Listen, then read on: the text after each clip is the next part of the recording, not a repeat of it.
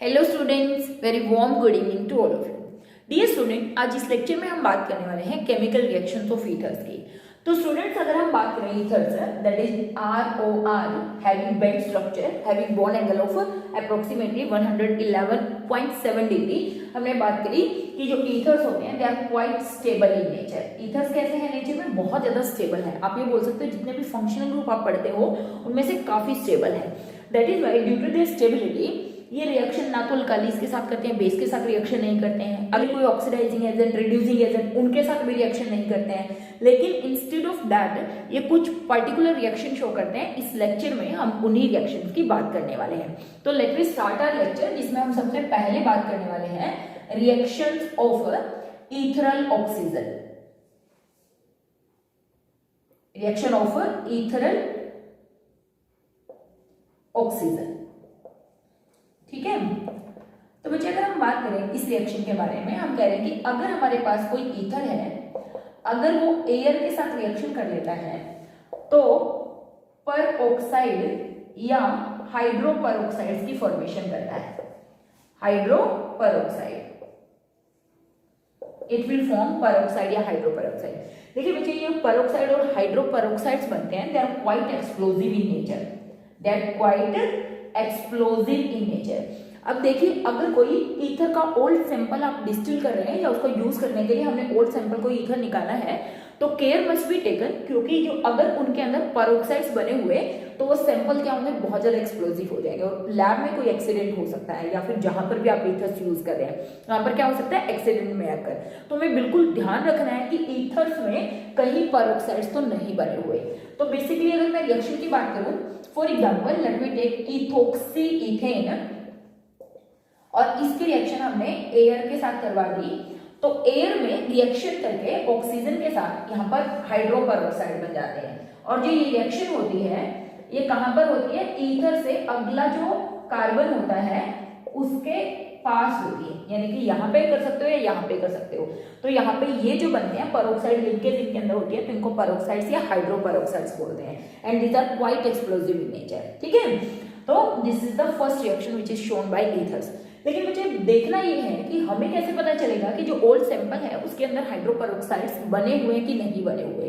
तो इसका टेस्ट करने के लिए क्या किया जाता है, ये जो ईथर्स बने हुए हैं, सॉरी जो हमारे ओल्ड सैंपल है ईथर्स के, उनके अंदर क्या किया जाता है, ईथर्स में FeSO4 ऐड कर दिया जाता है एनालाइज करने के लिए। देखिए, अगर इसमें पेरोक्साइड बने होंगे तो वो क्या करेंगे, Fe2 को Fe+3 में ऑक्सीडाइज कर देंगे, क्योंकि पेरोक्साइड्स हैं तो आयरन को क्या करेंगे, ऑक्सीडाइज। और जब आयरन ऑक्सीडाइज हो जाएगा, मैं इसकी रिएक्शन पोटेशियम थायोसाइनेट से करवा देती हूँ। किससे? पोटेशियम थायोसाइनेट से। और जब मैं इसकी रिएक्शन पोटेशियम थायोसाइनेट से करवाती हूँ तो यहाँ पर एक कॉम्प्लेक्स बन जाता है जिसका कलर होता है ब्लड रेड कलर, ठीक है। इसका मतलब अगर आप ईथर की रिएक्शन किसके साथ, उसमें FeSO4 डाल दो followed by the addition of KCNS, अगर ईथर का कलर हो गया ब्लड रेड, तो कंफर्म हो जाएगा कि आपका जो सैंपल है वो इम्प्योर सैंपल है कंटेनिंग पेरोक्साइड इन इट, ठीक है। फिर इसका मतलब क्या हुआ, we have to purify the ether का जो हमारा सैंपल है, we have to purify that sample. हमें इसको क्या करना पड़ेगा, प्योरीफाई करना पड़ेगा। देखिए, इसको करने के लिए क्या किया जाता है, फॉर प्योरिफिकेशन ऑफ ईथर्स बोल सकते हो, डिस्टिलेशन ऑफ ईथर्स बोल सकते हो। देखिए क्या किया जाए, जो हमारे ईथर्स हैं उनकी रिएक्शन करवा दी जाती है किसके साथ, पोटेशियम आयोडाइड के साथ, ठीक है, या फिर FeSO4 के साथ, या तो पोटेशियम आयोडाइड या किसके साथ, FeSO4 के साथ। देखिए, अगर ईथर में हाइड्रो पेरोक्साइड है तो K पॉजिटिव I नेगेटिव तो किस में ऑक्सीडाइज हो जाएगा, I2 में, और जो आयरन है Fe+2 से किस में ऑक्सीडाइज हो जाएगा, Fe3 पॉजिटिव में। और जो ईथर्स होंगे वो क्या हो जाएंगे, रिड्यूस्ड ईथर्स, ठीक है। क्यों? क्योंकि उन्होंने क्या कर दिया, आयोडीन को ऑक्सीडाइज कर दिया, आयोडाइड आयन को आयोडीन में ऑक्सीडाइज कर दिया, और Fe2 पॉजिटिव को किसमें, Fe3 में चेंज कर दिया। और बाद में ये जो आयरन है Fe3 पॉजिटिव, इसको क्या किया जाता है, एक्सेस ऑफ वाटर के साथ वॉश करके निकाल लिया जाता है। और जो आयोडीन यहाँ से लिबरेट होता है, पहले इसको सोडियम थायोसल्फेट Na2SO3 से रिएक्शन करवा के बाद में इसको वाटर से डिस्टिल कर लिया जाता है, मतलब वाटर से सेपरेट आउट कर लिया जाता है। तो इस तरीके से ये जो ईथर्स हमारे बचेंगे यहाँ पर, दीज आर प्योर ईथर्स। ठीक है, एक बार वापस बता देती हूँ। हमने कहा कि एयर के साथ रिएक्शन करके हाइड्रोपेरोक्साइड्स बनाते हैं which are quite explosive in nature. ये देखने के लिए कि ईथर प्योर है, हमने क्या किया, ईथर्स के अंदर आयरन का कॉम्प्लेक्स डाल दिया FeSO4। ठीक है, FeSO4 डालने के बाद अगर आयरन इसके ईथर्स के अंदर पेरोक्साइड हुआ, ये ऑक्सीडाइज होगा, KCl के साथ रिएक्शन करने पर ब्लड रेड कलर आ जाएगा। ये कंफर्मेशन है ब्लड रेड कलर फॉर्म होना कि ईथर जो है इम्प्योर है। फिर अगर हमें इनको प्योर करना है तो उनकी रिएक्शन या तो पोटेशियम आयोडाइड से करवा दीजिए या फिर FeSO4 से करवा दीजिए। I नेगेटिव चेंज हो जाएगा I2 में, दैट इज ऑक्सीडाइज, और ईथर्स क्या हो जाएंगे, रेड्यूस। इसी तरीके से iron oxidise to Fe3 positive और ईथर्स क्या हो जाएंगे, रेड्यूस। उसके बाद आयरन को और इसको आयोडीन को यहाँ से सोडियम थायोसल्फेट के साथ इसको रिएक्शन करवा के फिर वाटर के साथ इसको एक्सेस ऑफ वाटर में निकाल लिया जाता है और यहाँ से फिर इसको Fe3 पॉजिटिव को भी डिस्टिल कर लिया जाता है। और फाइनली जो सैंपल हमारे पास बचते हैं वो बचते हैं प्योर ईथर्स। ठीक है, now let we talk about another reaction of ethers, that is reaction of ether with concentrated acids. Reaction of ether with concentrated acid, reaction with concentrated mineral acids, that is formation of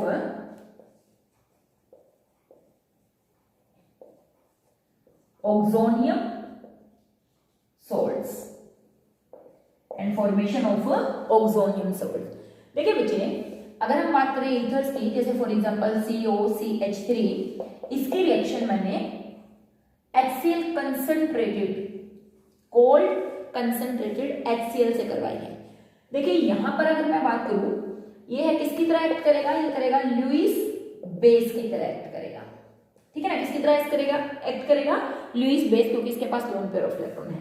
यहाँ पर positive है तो ये positive को क्या करेगा, अपने electron donate करके किस चीज की फॉर्मेशन करेगा, CH3O, CH3H positive and Cl negative. ऐसे सोल्ट्स को हम क्या बोलते हैं, ऑक्सोनियम सोल्ट्स। आप इसको बोल सकते हो डाइमिथॉक्सी ऑक्सोनियम क्लोराइड। ठीक है, सोल्ट की फॉर्मेशन होगी। सिमिलरली अगर आप ईथर्स की ही रिएक्शन किसके साथ रिएक्शन करवाते हो, कंसंट्रेटेड H2SO4 के साथ, सेम रिएक्शन होगी, that is formation of salt take place, that is CH3 CH2OH oxygen positive, CH2 CH3 and HSO4 negative. नाम क्या हो जाएगा, diethoxy oxonium hydrogen sulphate, diethoxy oxonium hydrogen sulphate. Basically आप ये बोल सकते हो सोल्ट की फॉर्मेशन हो रही है, किसकी, ऑक्सोनियम सोल्ट्स की फॉर्मेशन हो रही है, that is on reaction with concentrated mineral acids. ठीक है, सोल्ट्स की फॉर्मेशन क्यों, क्योंकि ये लुईस बेस है और ये एसिड्स है, तो आपस में प्रोटोनेशन भी क्या करेगा, इसको अपने lone pair of electron acid क्या देगा, H पॉजिटिव, और सोल्ट बन जाएंगे यहाँ पर इस तरीके से। ठीक है, सिंपल सी रिएक्शन है। रिएक्शन विद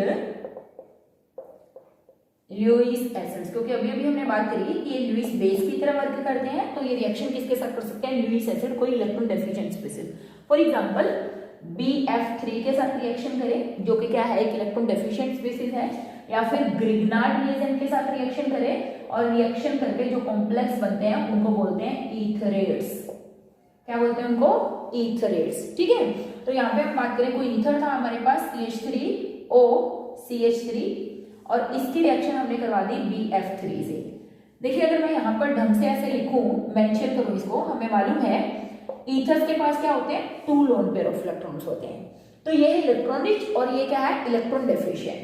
तो यहाँ पे ये क्या करेंगे, इसको इलेक्ट्रॉन देकर डेटिव बॉन्ड की फॉर्मेशन करे, और जब ऐसे अपने इलेक्ट्रॉन्स देगा तो हमने कहा यहाँ पर CH3 और इन दोनों के बीच में क्या बन जाएगा, formation of dative bond take place. तो ऐसे कॉम्प्लेक्सेस को क्या बोलते हैं, दैट इज कॉल्ड ईथरेट्स। तो यहाँ पर आप बोल सकते हो boron trifluoride etherates are formed in this reaction. ठीक है, सिमिलरली अगर हम बात करें ग्रिग्नार्ड रिएजेंट की, हमने कहा कि हमारे पास अगेन ईथर्स हैं CH3CH2O CH2CH3. Again it have two lone pair of electron which it can donate to CH3NG-Br Grignard reagent. देखिए ये क्या करेगा, अपने लोन पेयर ऑफ इलेक्ट्रॉन इसको दे सकता है क्योंकि ये पॉजिटिव, नेगेटिव और पॉजिटिव. ये क्या है, लुईस बेस, ये क्या है, लुईस एसिड की तरह वर्क कर सकता है. डेफिशिएंट है तो CH3CH2O twice O. This is ether. और यहाँ पे देखिए हमने लिखा RMgX. ठीक है, RMgX. देखिए ये क्या करें, ये इसको इलेक्ट्रॉन्स डोनेट कर दें. और यहाँ पे हम बात करें इधर से O CH2 CH3 ट्वाइस, ये क्या करें, इधर से इसको lone pair of electron donate कर दें.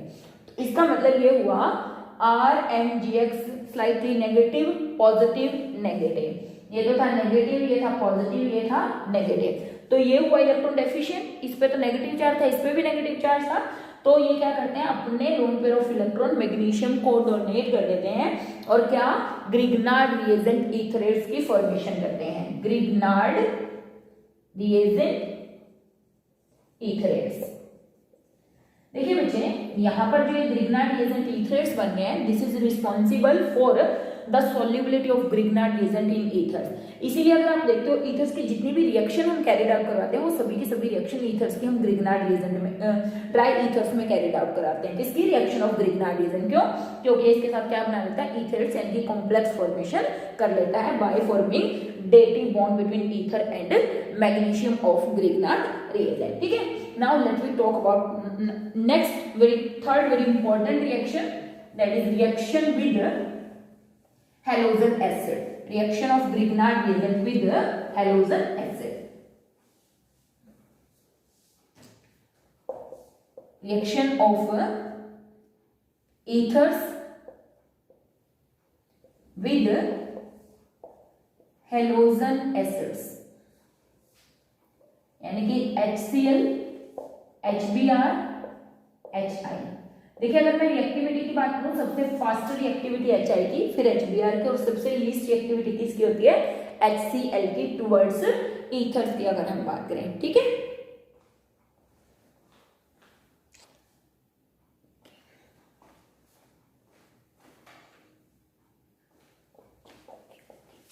ठीक है. तो ये रिएक्शन करते बेटा इस तरीके से, और रिएक्शन की डिस्कशन करते हैं कि कैसे रिएक्शन होती है.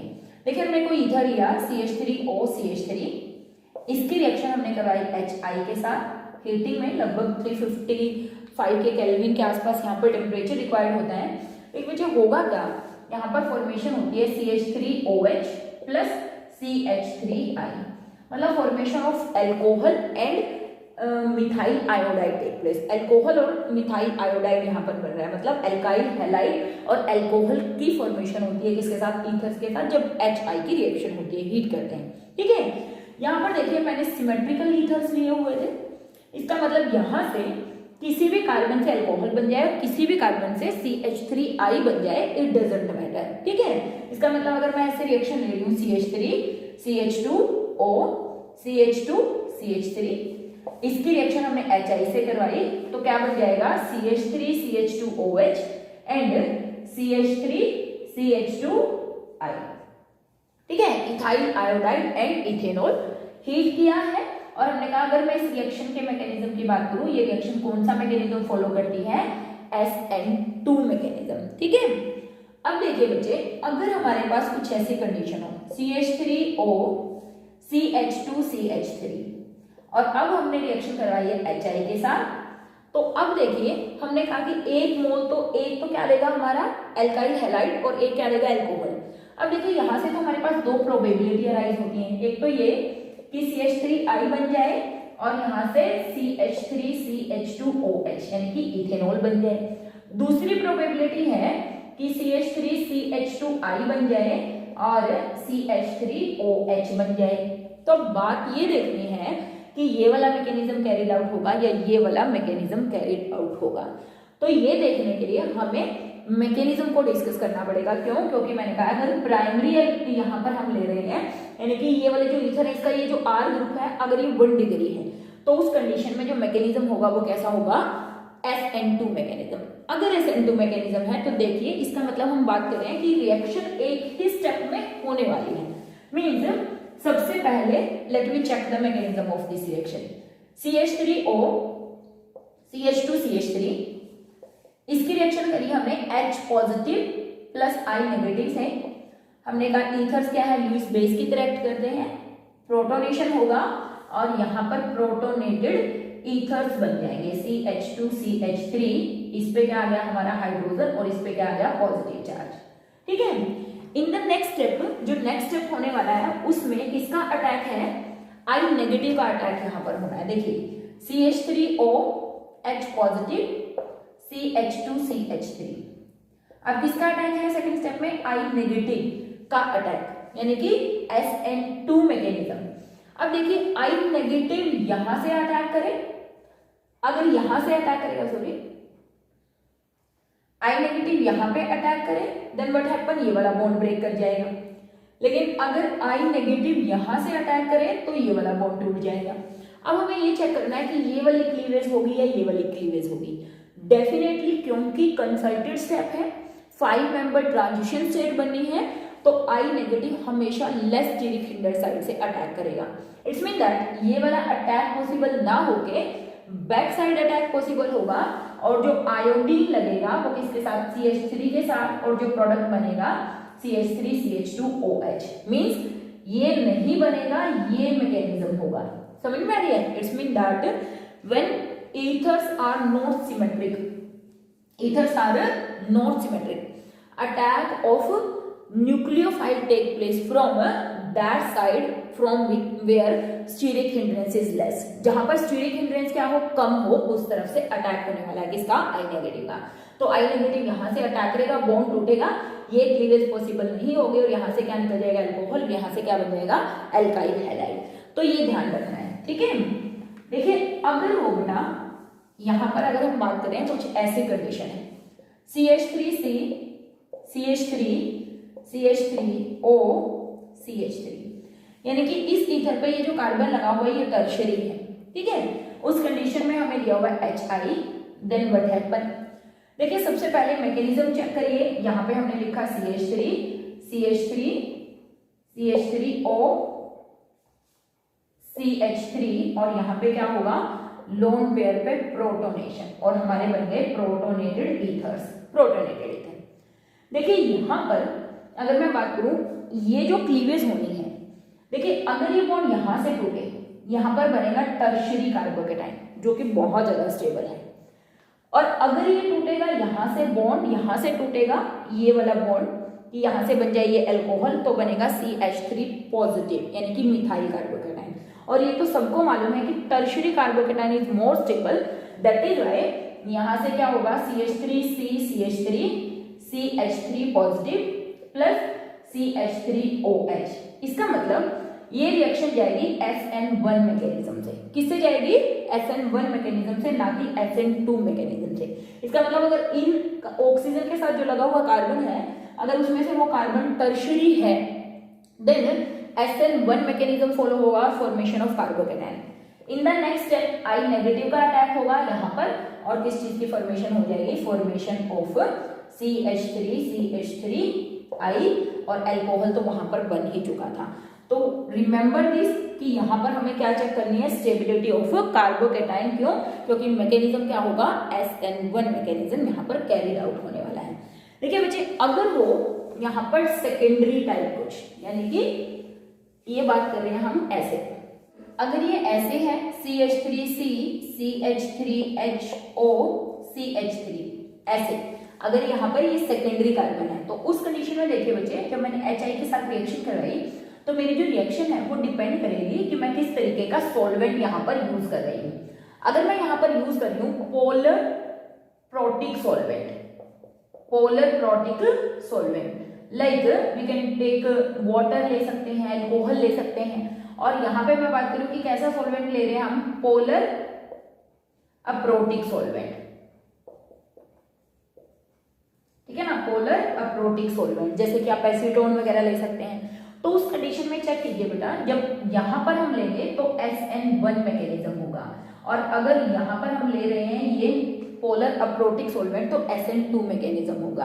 तो बच्चे जो SN1 मैकेनिज्म होता है वो 2 स्टेप की रिएक्शन होती है, वहां पर आप स्टेबिलिटी ऑफ कार्बोकैटायन देखते हैं। देखिए यहाँ पर होगा प्रोटोनेशन, ये हो गया हमारा पॉजिटिव चार्ज, तो देखिए ये बॉन्ड टूटेगा तो मिथाइल कार्बोकैटायन, ये बॉन्ड टूटेगा तो ये वाला secondary carbocation. Definitely secondary carbocation ज्यादा स्टेबल होने वाला है, इसलिए यहां से जो प्रोडक्ट बनेगा वो बनेगा CH3CHI प्लस CH3OH। और SN2 में हम क्या करते हैं, स्टीरिकली लेस स्टीरिकली हिंडर साइड को चेक करते हैं। तो उस कंडीशन में क्या होगा, देखिए जो I नेगेटिव का अटैक होगा, क्योंकि H पॉजिटिव तो यहाँ पे जा चुका है, नेक्स्ट स्टेप में किसका अटैक होना है, I नेगेटिव का। तो देखिए ये I नेगेटिव डेफिनेटली इस तरफ से अटैक करेगा, क्योंकि ये स्टीरिक हिंड्रेंस कम है, इस तरफ हिंड्रेंस ज्यादा है, तो यहाँ से प्रोडक्ट बनने वाला है CH3I प्लस CH3CHOH CH3। तो इस चीज का बिल्कुल ध्यान रखना है कि अगर सेकेंडरी है ये कोई भी इनमें से कार्बन, तो वो डिपेंड करेगा किसके ऊपर, सोलवेंट के ऊपर। अगर टर्शरी है तो स्टेबल कार्बोकैटायन चेक करना है। यहाँ पे इस रिएक्शन को बिल्कुल ध्यान से याद रखना है कि यहाँ पे ये होगा 1 डिग्री है, तो हमने कहा तब तो SN2 मैकेनिज्म होना ही है, ठीक है ना, तब कोई इशू नहीं है। Then we can go with SN2 mechanism, that is concerted step, जो एक ही रिएक्शन जो होगी एक ही स्टेप में कैरिड आउट हो जाएगी, ठीक है। देखिए बच्चे अगर हम बात करें, हमारे पास ऐसे भी ईथर है OCH3, इसकी रिएक्शन मैंने HI के साथ करवाई हीट करके, ठीक है। तो यहाँ पर आप चेक कीजिए, फिर से वही होगा, यहाँ पे प्रोटोनेशन और मैकेनिज्म के साथ ही चलते हैं साथ साथ में। OCH3 यहाँ पर आ गया H पॉजिटिव और यहाँ से निकल गया I नेगेटिव, ठीक है, क्योंकि H पॉजिटिव इधर अटैक कर गया, H पॉजिटिव I नेगेटिव। अब देखिए नेक्स्ट स्टेप में I नेगेटिव ने इस पे अटैक करना है, ठीक है, I नेगेटिव ने अटैक करना है। हमारे पास 2 प्रोबेबिलिटी है कि एक तो क्या करे, ये वाला बॉन्ड ब्रेक कर जाए और यहाँ से निकल जाए मिथेनॉल और यहाँ से बन जाएगा CH3I। और दूसरी प्रोबेबिलिटी क्या है कि ये ना टूटे ये वाला बॉन्ड और यहाँ से I यहाँ पर अटैक करे और ये बन जाए phenol. Remember student, in this case never ये वाला बॉन्ड कभी भी नहीं ब्रेक होगा। उसका रीजन है कि अगर ये यहाँ से टूटा तो ये बनेगा phenyl carbocation which is highly unstable. So it's mean that in this case what happen, always formation of phenol plus formation of methyl iodide। यहाँ से ये प्रोडक्ट कभी भी नहीं बनेगा कि हम कह दें कि यहाँ से बन रहा है आयोडोबेंजीन और यहाँ से बन रहा है methanol. This reaction never happens. और इसका रीजन मैंने आपको बता दिया है, क्योंकि प्रोटोनेशन के बाद जो I नेगेटिव का अटैक है उसमें हमें क्या चेक करनी पड़ेगी, स्टेबिलिटी। देखिए अगर मैं कहूँ कि ये यहाँ अटैक करेगा, ठीक है ना, I नेगेटिव यहाँ अटैक करेगा तो ये बॉन्ड टूट जाएगा, और अगर मैं कहूँ कि ये क्या करे, इस पर अटैक करे, तो आप देखिए कितना गलत हो जाएगा। यहाँ पर क्या होगा, पॉजिटिव चार्ज। और मैंने कहा है कि यहाँ पर ऑक्सीजन पर लोन पेयर होने के कारण यहाँ पे क्या होता है, इनके बीच में पार्शियल, आप ये बोल सकते हो इस कार्बन के हाइब्रिडेशन sp2 होने के कारण ऑक्सीजन और कार्बन के बीच में क्या होता है, पार्शियल डबल बॉन्ड कैरेक्टर। तो इसलिए हमेशा ये रिएक्शन होगी, ये रिएक्शन कभी भी नहीं होने वाली है, ठीक है। सिमिलरली और हम रिएक्शन देख लेते हैं। देखिए ऐसा दिया हुआ है हमारे पास कि बेंजीन के ऊपर CH2OCH3, ये ईथर्स दिया हुआ है। फिर से रिएक्शन की HI और हमने कहा हीट हमने यहाँ पर लिया हुआ है। देखिए क्या होगा, फिर से CH2OCH3 प्रोटोनेशन कर दिया H पॉजिटिव, ये हो गया हमारा। In the next but upon I negative ने यहाँ पर अटैक करना है, तो आप चेक कीजिए। देखिए बच्चे अगर आप ये वाला बॉन्ड तोड़ेंगे, मतलब यहाँ से निकालेंगे CH3 पॉजिटिव, ये बनेगा that is benzyl carbocation which is very stable. और अगर आप करें यहाँ से बॉन्ड क्लीवेज, ये वाला बॉन्ड तोड़ें, तो यहाँ पे बनेगा CH3 पॉजिटिव।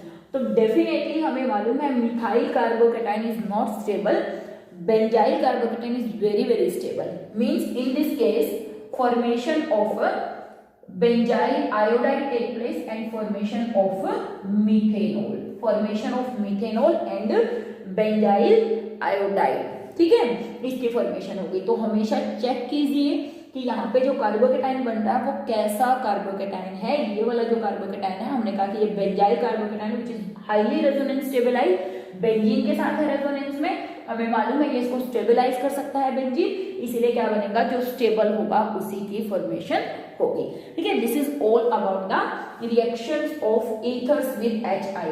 तो यहाँ पर देखिए एक बार वापस इन सभी रिएक्शंस को सम अप करते हैं एक साथ, कि अगर हमारे पास ईथर्स है ऐसे, फटाफट देखेंगे एक बार, CH3 CH2O CH2 CH3 HI के साथ रिएक्शन की तो हमने कहा कि दोनों ही कहीं से बना लो, CH3 CH2I plus CH3 CH2OH, कोई फर्क नहीं पड़ेगा।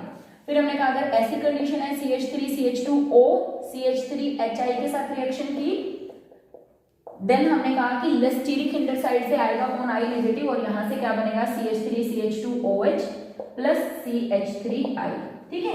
फिर हमने बात करी कि अगर ये वाला कार्बन टर्शरी होगा, ये CH3 CH3 CH3 OCH3, then stability of carbocation check करनी है, ये पॉजिटिव बनेगा, यहाँ पर आयोडीन लग जाएगा और यहाँ से निकलेगा मिथेनॉल, ठीक है।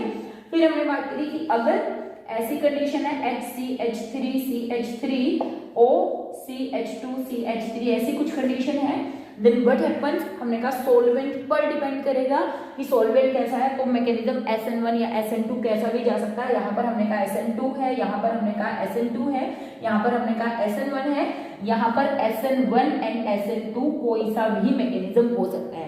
फिर हमने बात करी अगर मिक्स्ड ईथर्स हमारे लिए हुए हैं, इसके साथ अगर आप रिएक्शन करोगे तो हमेशा फिनोल बनेगा और एल्काइल हैलाइड बनेगा, और अगर हमने ऐसे ईथर्स लिए हुए हैं CH2O CH3, तो यहाँ पर चेक करनी है stability of carbocation, then on the basis of that आप प्रोडक्ट बना सकते हैं, ठीक है।